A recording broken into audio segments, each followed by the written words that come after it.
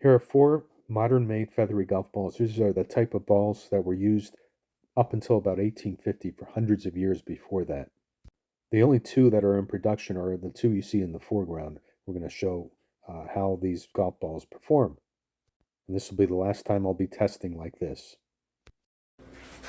This first one is the Lane Feathery. I took multiple swings, but I'm just showing either the furthest shots or if something happened to the ball. 134 carry, 162 total. This is the Lion Feathery.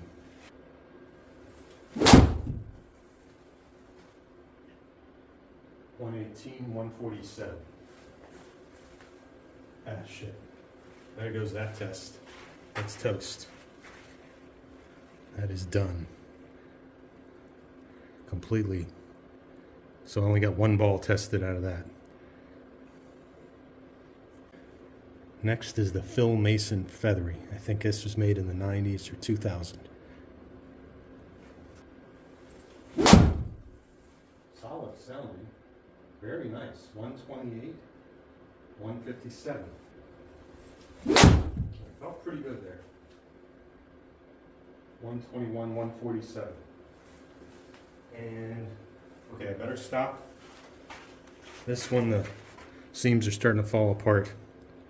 So I'm going to stop here. That's the Phil Mason ball. And finally, we'll call this the Guadalajara ball. Beautifully constructed. It's very hard. I'll show you the difference with these balls after I hit them. This is made in Mexico a while back, no longer in production.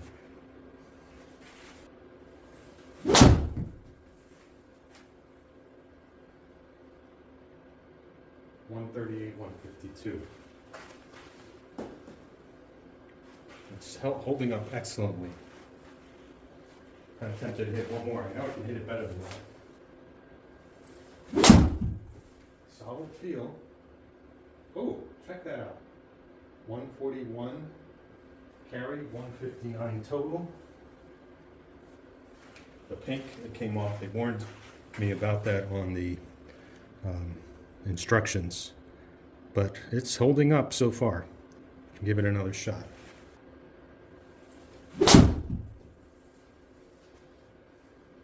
at that, 143, 161. That's very good.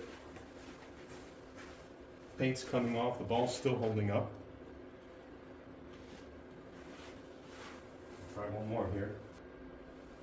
I think I hit that low, but solid.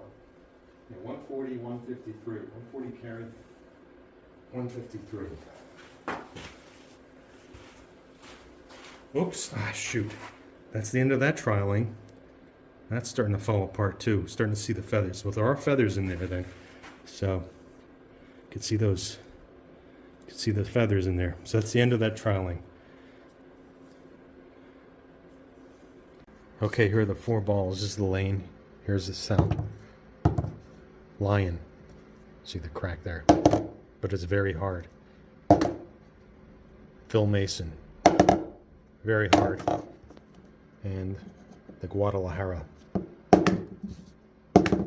Not quite as hard as these two, but close.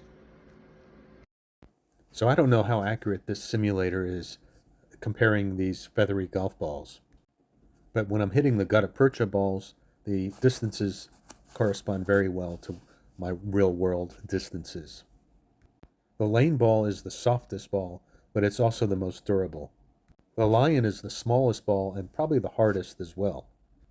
Unfortunately, that ball completely busted apart and it wasn't even across a seam. So I can't really compare the Lion ball at this point. But I was able to hit all four of the balls in the 140 to 160 yard range. The real name of the Guadalajara ball is the Feathery Golf Company Limited. Golf is spelled with an E at the end. I would say that the average distance of the Guadalajara, Mason, and Lane balls are all about the same. Given the amount of workmanship that everyone puts into making these golf balls, the price has to be set fairly high compared to a modern golf ball. So for me, durability is very important. I would much rather sacrifice 10, 20, 30 yards for a feathery golf ball and have it very durable. I've never had a lane ball fall apart, and I have at least a half a dozen of them. Based on my golf history readings, the lane ball compared to the original golf balls is softer, doesn't fly quite as far, but it's much more durable. As for the lion feathery ball, I don't think it's really fair for me to evaluate the ball just using one ball for my test. So I'd like to give the authentic feathery golf ball, the lion golf ball, the benefit of the doubt and maybe try it again. It's kind of like President William Henry Harrison, who only was president for a month. You see him in presidential rankings. Not really fair. In fact, he kind of died near the end of the featherball era. But anyway, not really fair to evaluate it just using it for such a short period of time. It is a harder ball, and perhaps the feel is more of what it was back in the old days. I would love to hear input from anyone else who has played any of these replica feathery golf balls.